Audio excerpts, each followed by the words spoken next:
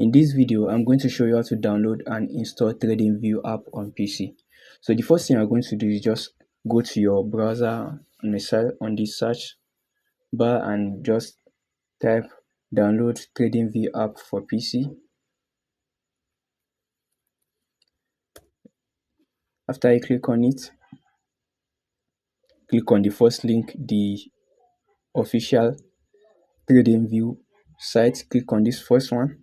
After you click on it, you are going to see three options for Windows, for Mac. You are going to see three options for Windows, for Mac OS and Linux. Select the one that kind of device you are using. After you select it, it will automatically start downloading itself, as you can see.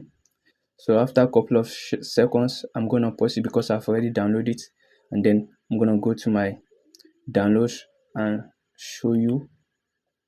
As you can see here it is. So what you're going to do is just double click. After you double click, then click on install.